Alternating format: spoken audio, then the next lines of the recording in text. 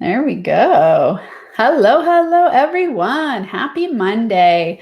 It is time for Monday Money Talks Live. And, this is a new experiment I've been doing, just having conversations with different entrepreneurs who are successful in their businesses and want to talk about all things money related to their area of expertise, because I like to bring to you, as you know, actionable tips, actionable strategies that help you make more money in your business. And I'm always into the fast part too, and thinking about what is it that has certain people be successful in business and certain people that aren't. And I'm always bringing to you the successful people who have a history of enjoying what they do and sharing their wealth of knowledge with the world. So I love this live platform. We're airing on YouTube, Facebook, LinkedIn right now.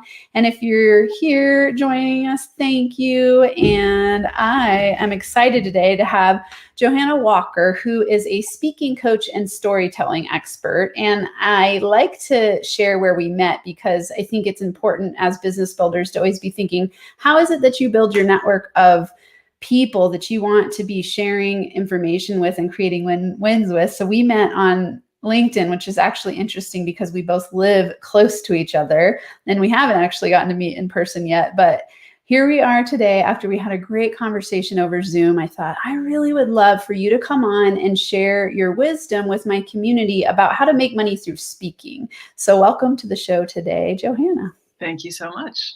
Yeah. Awesome. Wonderful to be here. We connected on LinkedIn, but we discovered we were at the same event. That's right. Probably 5 years ago. Yes, that's right. Well, it wasn't 5 years ago. I've only been in business for 3 years. Yes. How long have you been in business?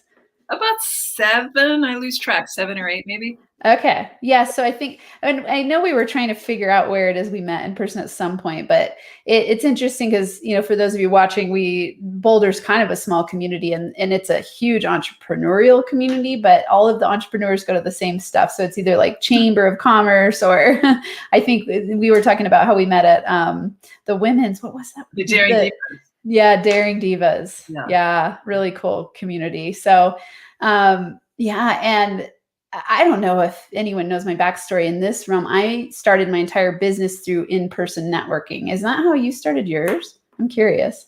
Pretty much. Yeah. I had been teaching, before I started as a public speaking coach, I was directing theater and teaching solo performance. And it was really through that network that I started, kind of pivoted to the business world.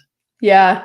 Yeah, that's great. Well, I can't wait to pick your brain about speaking because I think it's such an important aspect of building your business is having a powerful voice, having a powerful message and story. And I know that's what you are an expert at. So it'll be really fun. Let's start with, and those of you watching who know me from my history of doing interviews, I don't generally go by pre-written questions, but I'm trying it out this time so that you know what you're going to expect. And it's kind of short and laser focused on what we want to bring to the table, which is money-making conversation for you. So first, let's start with what's a quote that you live by? A quote that I live by is show up, pay attention, tell the truth without judgment or blame. Don't be attached to the outcome. Ooh. Is this your quote? No, it's, I honestly don't know where it came from. It's been attributed to different people, but I have it on the premiere. I think I initially, it's been attributed to like Native Americans, the Lakota way, but I think that it's, I have it on my bathroom mirror and it's just, what else is there but show up, and tell the truth, don't be attached to the outcome. Feels like how I meet my business. I show up for it, I pay attention, I speak the truth, and I'm never attached to the outcome. We have to show up with curiosity for whatever we do. And then anything is possible. Those are big ones. I mean, the interesting thing, the showing up part, it seems like we're doing that, but when you show up and you're telling the truth and you're not attached to the outcome, that's a very different mix than showing up afraid, showing up not vulnerable, showing up masked. That's powerful. Yep. Yeah. How do you detach from the outcome? Because that's a hard one for people. It's really, for me, it's a muscle of curiosity. The muscle that I'm working is curiosity always. That in my teaching and my coaching, that's one of the ground rules is let curiosity be your teacher. Mm. So that, when something's hard, when something's frustrating, when it's not going the way you want, when you feel stuck, when you turn your attention, like rather than making that a problem, and you just say, "Oh, how interesting." Huh, and you lean in with curiosity. That's what makes it transform. That's what opens the door to something else. Like there's no problem. When we problematize stuff, that's when we get stuck. Mm-hmm. So it's a muscle. It's just a shift in my mind of, huh, interesting. Okay, here we go. I love that. To me, that's one of the most powerful things that you can do on a daily basis, because I think what I've seen a lot of people do is they try to force and control, which Yeah. makes us sometimes feel better. It's almost like it's a subconscious fear of scarcity, where like if I force and control everything, it'll work out okay, instead of releasing and surrendering to, oh, there's lessons here that I need to learn, and there's potentially new opportunities. If I just surrender and let go, what's possible? Yeah, exactly. Yeah. Ooh, good one. Love it. Thank you. Okay. Because it almost never goes the way we plan, right? No. I love that you say that, because as I scan my life history, I'm like, huh. Like I've definitely manifested things that I want, and I've definitely had things that I set my mind to happen, but never the way that I thought it would. Yeah. I can't almost think of a time that it was like, oh, it went exactly according to the plan that I created perfectly. It's a zigzag path. Yeah. Yeah. Ooh, this makes me want it. And now I'm going, oh, we need 45 minutes or an hour at least. I want to ask you a lot of questions about that one. That's great. How do you see your area of expertise relating to making money? So I know as a speaker that's primarily what you do, in all of the different ways that you do it in so many cool avenues. Will you share with people, what is it about speaking that helps you make more money? Yeah. So much of so much of the work that I do is really about helping people connect with their voice. What's the story you want to tell? How do you craft the journey for your audience? How do you reconnect to your power through your voice? Because so many people we all have stuck places in our voice. Even if you're not technically afraid of public speaking, we all have parts that we haven't shown and we haven't discovered. And that's where there's so much power there. And I believe when you're truly connected to your power and you're telling the story that maybe isn't the templated story, but is really your quirky, neurotic, weird, interesting story, that's what attracts the people who you can serve. And so when you're visible and you're out there and you're speaking and you're on stages, whether it's online or in person or on social media or in a webinar, like there are all just so many different stages. When you're on that stage and you're showing up fully, that attracts the people you can serve. And that translates to money. Mm. And I think there are a lot of ways it translates to money. Like you can get paid to speak, you can get $5,000, $10,000, $20,000 to get on a stage at a conference and speak. And when you're not getting paid to speak, where the check, where your talk is the product and you're getting paid for that talk, you're generating audience, you're generating followers, and that leads to money because those people become clients. Yeah. I'm curious, like as you're speaking, I'm thinking about what it is that people like, where do they get stuck in sharing their story? Because you're right, your story is really, obviously because this is Monday, money talks. I'm always thinking like how to bring tips to people about money making, and how that story is that resonant, almost magnetic force that attracts the right people to you as you're able to articulate and share what it is that you want to share with the world. Where do people get stuck? Like what do you notice about that? Well, I think one thing is, stories are all the rage. Everybody's saying, tell your story, tell your story, tell your story. So we think, okay, I have to tell my story and then be vulnerable, vulnerability. So I have to tell a story about my traumatic childhood, or I have to tell some very personal story. And sometimes that's the right story to tell. But what's most important is, who are you speaking to? what story are they living? What Mm, journey are they on? And where does your story plug into theirs? Where does your story meet theirs? Because really, they're not that interested in your story, yeah. except for how it connects to their story. So you have to know, I think that's where people get so tripped up is how do you tell your story and craft your story so that, or uh, any story that you're telling, how do you craft it so that it really speaks to your audience, so that it Mhm. meets them right where they are and helps them get to the next place on their journey, helps them get to the next place in the story that they're living right now. So this is really important. It's that idea that you've got to know your audience.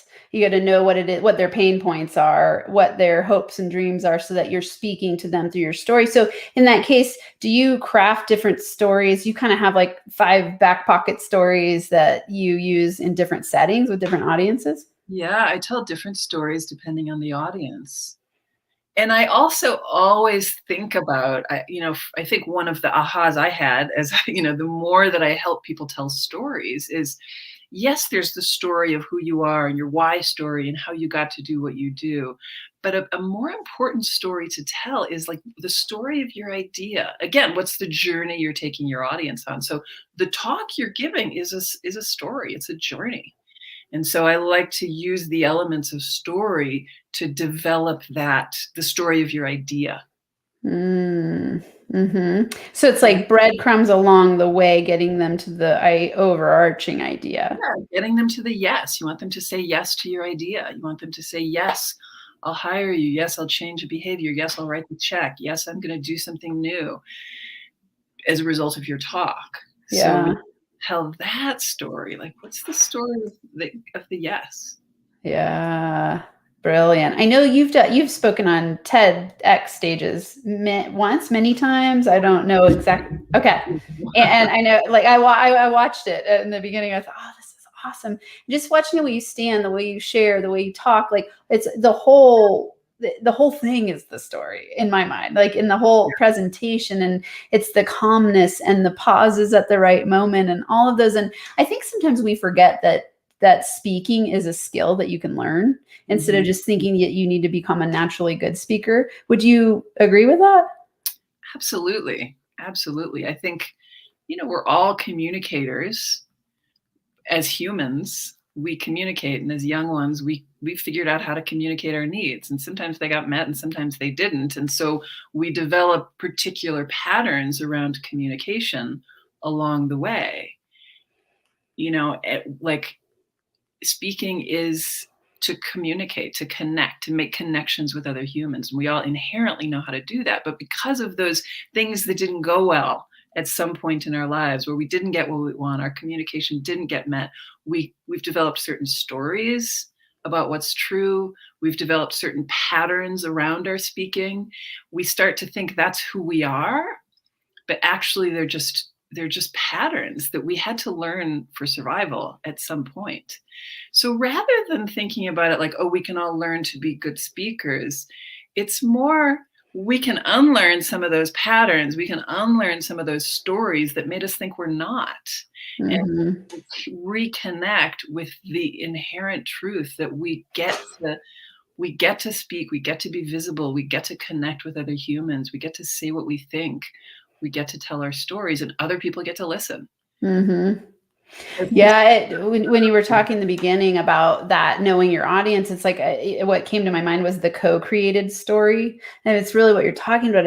Communication is a co-created story. yeah, So you're thinking, what's going to connect with them? What do I want to share from my place of wisdom, understanding, experience, but then in a way that's going to resonate with them and awaken them to going, ooh, I want to connect with you. yeah, But that's really the power behind a good speech. I, exactly. yeah. It's all Yeah. connecting. That's why we're So doing it. cool. I'm curious because, I think of a lot of coaches and consultants who are bringing their gift to the world. It comes from some place where maybe they struggled with that. With that, did you struggle with speaking? Is that why you do what you do? Or will you share your story of how you got where you are? Yeah, I was the quietest girl in the class as a young one, I would go for days without speaking. I was terrified.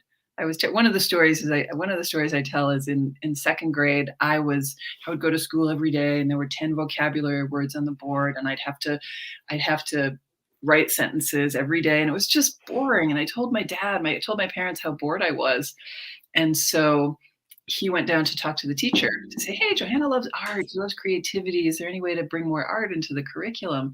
And the teacher, Mrs. Noble, the next day she came into the class and marched up and down the the rows between the desks, and she said, "There's someone in this class who thinks she is better at educating second graders than I am. She thinks she knows more about educating second graders than I do. Johanna, would you like to teach the class today?" And because I was a good girl, I walked and made my way to the front of the room, and I stood there in utter terror. Of course. Didn't say a word, just like shaking in my boots, waiting for this moment to be over. The kids started chuckling, and I was just like Mm. holding back tears until she finally said, "Can I teach today?"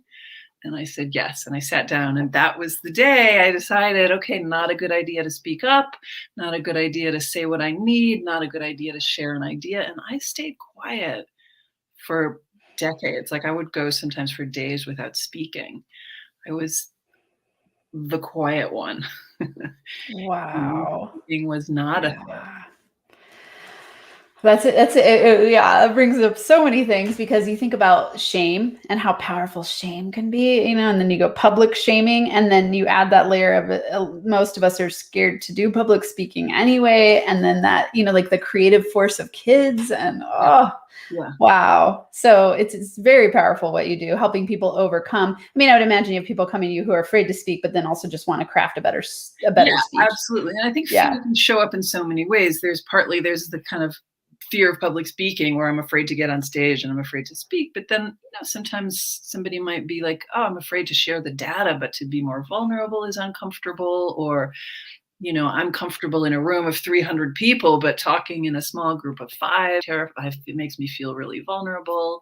yeah, Speaking to when there are higher stakes, I get really nervous. I think for some people it's your body betrays you. It's like, I love the idea of speaking, but my body betrays me, or so it shows up in so many different ways where it's just yeah, you're not yeah. in your game, you're not 100% there, you're not fully in the room for whatever reason. Yeah. Oh, I got to highlight this to viewers because it's like I look at you and I go like you're articulate and poised, and when I watched your TEDx, I'm like, damn, she's good. And I think I've had people say this to me. They're like, you're so comfortable on camera. I'm like, yeah, you should go back to the beginning. And I was the same for me. Like I would turn red and sweat in a public, like when I was in grad school, and I'd be at the desk, like we'd have this big round table conversations, and I'd have to like raise my hand and say something because you kind of have to, like you can't just hide. And I mean, I would start sweating, my face would turn red, I would just shrink. And it was terrifying to me, and it's taken a lot of videos to get to where I'm like, oh, I'll come on alive and, just be myself and do whatever I do and have fun with it. It was practice, it took practice. Yeah. I always say Yeah. the difference between a good speaker and a great speaker is 1,000 speeches. Yeah. Oh, good one. So true. Yeah. So, I just want to remind everyone watching, it's like you got there by practice. I'm sure you've done lots more than 1,000 speeches. And do you ever get into a situation now where you feel scared and have that kind of, Oh, definitely. Definitely. yeah, Definitely. Yeah. And my relationship to it is different now. Like that's the main thing. The fear doesn't necessarily go away, but my relationship to it is different, where it's like it's not a problem. Again, curiosity, like, oh, that's an interesting sensation. My belly is doing backflips. Huh, okay. I'm gonna just hang out with that sensation and yeah, be present with it, show up. yeah. And Oh, so good. So yes, fun. framing the sensation that comes Yeah. and rewriting the story. What do you rewrite? For people listening, if they're afraid of speaking, what happens for you, when you notice that nervousness and you reframe it, what's the reframe for you? I think it's one dropping into if it's nervousness, your voice is shaking, your belly's upset, your knees are wobbly, your breath is short, it's letting your mind probably is going to go, oh my God, I can't breathe. Oh, I'm shaking. Oh, that thing. Oh, I'm a horrible speaker. Oh, I can't do this. So when we can lose the story and just simply drop into the sensation, the story changes. Yeah. Present So with it's like, yeah. you're Oh, more go ahead. present in the room. Yeah, because it's like, oh, my breath is short. Interesting. Okay. My belly feels tight. What if I breathe into it? And when you can really drop into the experience in your body, the sensation changes Mm-hmm. and you're more present in the room. Mm-hmm. Rather than stuffing it, because I always say your voice is vibration and fear is vibration also. Nerves is vibration. So when you can channel the nerves of the vibration and into your voice, it actually becomes your battery pack. You can actually use it. But if you stuff Mm-hmm. it, you're like, oh, I gotta shut this down and power through. I'm gonna do this. I got this. I can do this. You're shutting down all your dynamic power. You're shutting down your vibration. You're shutting down the energy that is yours. Yeah, it's good. I mean, to me, that's a tool you can use in so many different contexts, not just speaking, but it's just it's the tool of tapping in and surrendering and getting curious and leaning into it and letting it, because, what you avoid grows. So it's like if you're afraid and then you create a story around the fear about what it means, instead of just going like, oh, like labeling it, and oh, my stomach feels tight, my heart's beating really fast. Yeah. Yeah. Oh, that's a great tip. Yeah. Yeah, I want to ask a lot of questions in that area, which I'm sure they will come up. I'm curious. Let's see. I want to go to, what would you say is a money belief or block that you've overcome to be successful in your business? Because, we've gotten to talk about your area of expertise in speaking and how to make money through speaking and how it's important. I'm curious, for you as a successful business owner, what has a money block or belief been that you've had to overcome to be successful? I think a big one is just that I'm capable of generating significant income. I was I was an artist. I was devoted to being a starving artist. I expected to be poor my whole life. And, I did fine. I always had, did creative projects. I painted houses. I did carpentry, I waitressed. I did all the things so that I could do art. And I managed, and I was just committed to that life of really living close to the bone. And I started my business, and all of a sudden started, seeing that I actually could charge lots more money to see that I was actually delivering value that was worth something, and that a lot more money, and to see that, oh, I actually, as a woman, I can earn income. I mean, I, my mom hi mom, if you're listening. But it was always, as a young person, the story was I didn't really have to. I was going to marry a doctor or a lawyer. I had to marry a doctor or a lawyer. I didn't have to really. I mean, it's amazing that is a message that got in. But I was going to marry somebody who was going to take care of me, so I didn't have to think about it. Yeah. Yeah. I mean, I totally had a similar thing. It was like, oh, it was like, men are the financial powerhouses. Like, that's the way it's supposed to be. So it was like, the more money I make, the more I'm like, oh, I still work through that one. It's like, oh, I can be a super powerful financial, even when I make a lot of money, I still have that, like, oh, there's always the man woman divide, it's a big one. It is intergenerationally transmitted throughout time, and it's shifting, but I think it's a big one. And I think it comes along with that money block of scarcity mentality of like, I can't make money doing what I love to do, which I think the starving artist idea gets stuck in a lot of artists. I see a lot of artists and service related people, which is mostly who I work with, right? Like coaches and online entrepreneurs, and where they go, I love what I do and I want to do more of what I do, but I don't know how to charge the right amount or ask for what I'm worth, because it's scary to see myself as being a financial powerhouse. Yeah. Yeah. Yeah. How did you shift that for yourself and start charging more? Do you remember? I think it was just, how did I? It was honestly, gosh, I don't know. I guess it was coaching. It was people telling me I could. Yeah. People telling me could, but also seeing that I actually delivered value, Mm-hmm. outcomes, and seeing that people were being impacted by what I was sharing as I worked with them. Yeah. I mean, Did you have anyone ever tell you like you need to charge more for this? yeah. Yeah, I hear this all the time, and I had it too. It was like you need to be charging more for what you're doing, and then you would up level the fees. Yeah, and at Yeah, the same time, I think there's definitely there's a thing in the coaching industry of like, you can charge more, raise your rates, raise your rates, raise your rates. And there's something to be said for expertise and experience and for developing that and growing that. And I think yeah, I got confused at the beginning because I was really getting that message, raise your rates, raise your rates. When I really didn't have, I was really stumbling through and figuring things out. So at the beginning, it was, it was like, wait a second, how do I get the experience so I can really stand behind this and charge what I'm worth? And that was pretty wobbly. yeah, That was pretty wobbly. yeah, I think, I think that's a little gap in the coaching industry where it's like, there's a lot to be said for experience yeah. and expertise. Yeah. Well, and it's one thing to be, I've had this experience, I've come through this experience, and then guiding other people through that experience is a whole nother ballgame. Yeah. Like, I really realize what I do and don't know when I go to teach it. I'm like, oh, I've integrated a lot of this into my brain, but then actually teaching it is another step. And then I think it takes that step to then get better and better at it.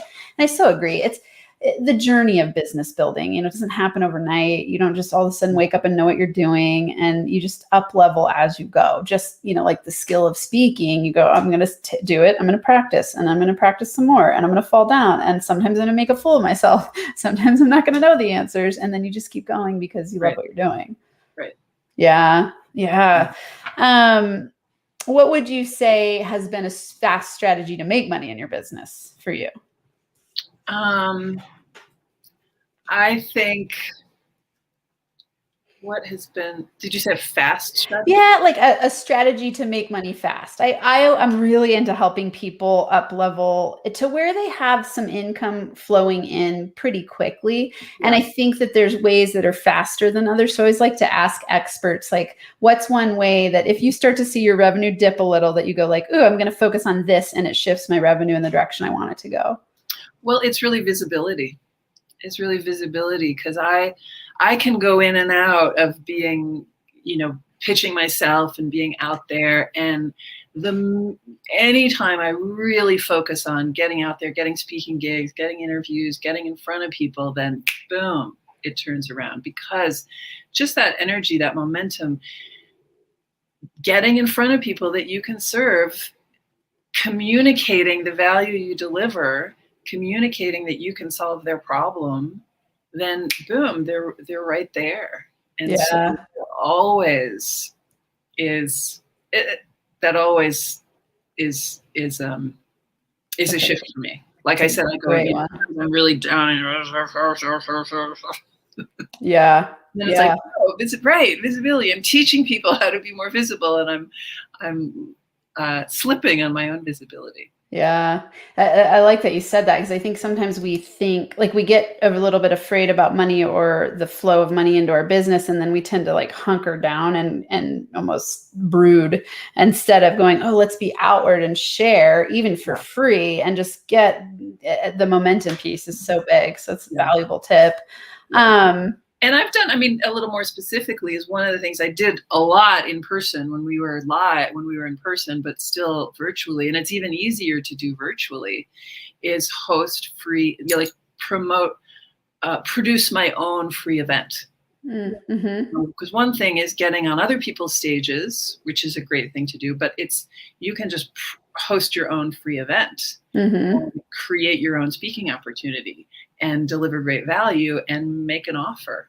Yeah. And when you craft that and you create that journey that you're taking your audience on, you know where they are when they walk in, where do you want them to be when they walk out, you lead them right to that yes, and boom, you've got income. Yeah. Yeah. How long would you say it took you to get to that place where you started to recognize that? I love to help people in the business journey, in the phases to know where Well, they're I at. actually did a free class right out of the gate.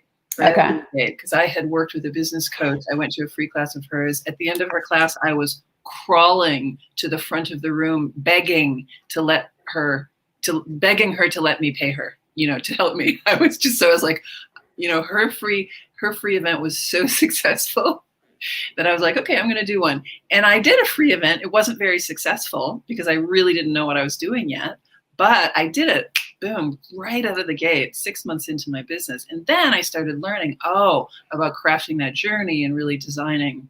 Mm-hmm. So the free class, the free offer has been a really consistent thing.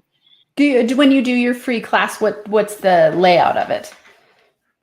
The layout, like how it's structured? Yeah. Yep.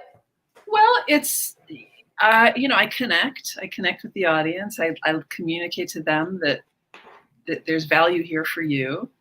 And I take them on a journey, identifying the problem, giving some tips, Mm-hmm. and then saying, and there's more, So it's Mm-hmm. always about delivering value. Yeah. Always about delivering value, articulating, here's the problem, here's what it's costing you, here's some things you can do to address it. And if you want more help, here's how I can help you. Yeah. So it's breadcrumbs again along the journey. And Yeah. just giving them enough value. Do you do it in I guess COVID's probably changed because I know you did a lot of stuff in person before. So now you do Zoom based, is it like a workshop style freebie? It depends. I do a couple of different ones. One I'm doing next week, which it's more presentation, but I do some hot seat coaching. That Okay. one is called How to Become a Sought After Speaker in an Online World and Beyond, because I'm wanting people to start preparing for being back on stages again. So Yeah. that's what I'm doing next week. And that's a pretty, that's a presentation. I talk through what do you have to do to get booked? How do you position your talk? What's the story to tell? And then we do some hot seat coaching at the end. Okay. The other Cool. one is a little more interactive. In that one, the offer that I make is my speakers playground program that's more, I call it Johanna style Toastmasters. It's about developing confidence, presence, delivery skills. So that one's more interactive, and it's more of a workshop style. Fun. These are great. I love it. I always like to ask because there's so many different ways to build your business, and I don't think that there's a generalizable one way, like this works for everybody and this works for everybody. But I do like to know when people have been successful at especially lead generation, because I think that's one of the places we get really stuck. If you don't have leads, they're the lifeblood of your business. So for you, that model has worked really well, it sounds like. Yeah. So it's a good takeaway for people that are watching. Yeah. Yeah. Okay. What would you say genuine wealth means to you? I like to ask this one. What does genuine wealth mean to you? Genuine wealth means that I am truly being of service. That's at the heart of why I do what I do, is that I'm of service, that I'm impacting somebody's life in a meaningful way, and that they're paying me for it. I am of service in many ways in my life. There are many ways I'm of service. Sometimes I get paid for it, sometimes I don't. But in my business, I'm of service in a way that I generate income through that service. And so it's important to me that I'm generating enough income to do the projects I want to do. Mm-hmm. Live in a way that I can take care of myself, that I can be connected to my community, that I have time and energy to be connected to my friends and family, that I have time and energy to do creative work that isn't my business. So I think it's the balance of all of those things. Yeah. Thank you. I think that across the board, when I ask people that question, I've only done a few lives, but I ask people that question a lot, just across different people I've gotten to work with. And it seems to always be a similar answer. And it's really, what do I value the most in the way that I spend my time? Mm-hmm. And that's what I want the freedom to do. and often service comes up. I think that, yeah, it's a powerful force. Money to me is so telling of, it's like the abundance of the way that we think and feel, and that outer expression of like, oh yay, I get to do what I love in the world and make money doing it, to me is like that ultimate freedom where you're like, I don't need to worry. I wake up and I'm excited and I'm on fire and I'm alive. So that's why I love having guest experts like you come on, because I can see that spark. Like when you're doing what you do, like you truly love to bring value and help people share their voice. Yeah. It's fun to watch. Yeah. Okay. If people want to work with you, connect with you, take your free courses, where can they find you? They can find, certainly my website is a place to start. I'm mostly active on LinkedIn and Instagram. So they can find me there. And I always like to say hello. I like to build real relationships in those places. So shoot me a DM, say you heard me on this interview.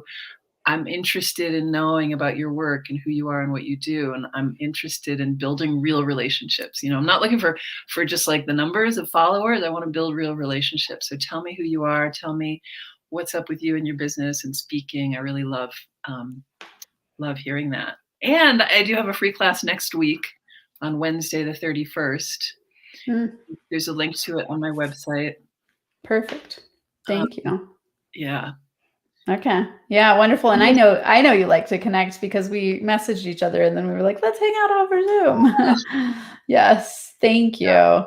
Super valuable. I want to close with, what would you say for anyone who's thinking about speaking as a form of income in their business? What's one key takeaway you can offer them? I would say go before you're ready. Ooh. Go before you're ready. That there's a good chance, because speaking just brings up so much crapola for so many people. There's a good chance you're not going to feel ready for a long time. Other things are going to get in the way, and you're going to convince yourself that next year is the year, or that's something down the road. That's not a right now thing. That's a down the road thing. I'm not quite ready. I have to update my website first. I have to really crystallize my message first. When you go before you're ready and you book that speaking gig and you decide to put yourself out there, the power is going to come, the clarity is going to come, the strength is going to come. And going before you're ready, I think, is how you move in the direction that you want to move. That's such great wisdom. Yeah. This brought up one more question. When you work with people, do you teach them how to not only do the speaking, but then how to connect with, how to become a speaker, like the actual platforms that they would be on, and learn how to? Yeah. It depends on, I do have, like in the online course that I do, Craft Your Talk, one module is how do you write a pitch? How do you find the stages? How do you find where your audience is? How do you pick up the phone? And what do you say when you pick up the phone and call the event planner? What do you say? How do you find that event planner? So that is one whole, because, what good is a talk if you're just delivering your mirror, Yeah. So I do have a whole module on getting it out there and getting booked. That's great. Very valuable. I love it. I will definitely be sending people your way. Everyone who was watching or is going to watch in the future, thanks for being here. And I hope you got a lot of tips. I know for me, speaking has been something that I've been very, like I shared in my story, it's just been a scary thing in the past. And then the more and more I do it, the more and more fun I have. And I'm like, oh yes, this is such a fun way to build your business. And it's just, it can be one facet, it can be the whole thing, but it's a skill that I think everybody needs to have as a business owner. Yeah. And like you said, there's so many different avenues for speaking and sharing your story. So connect with Johanna, all of her information. If you saw the live, it's funny because I'm not sure exactly what blasts out here, but there was a big, good description. And now you see her website. So go to her website and connect with her, and you can find her classes.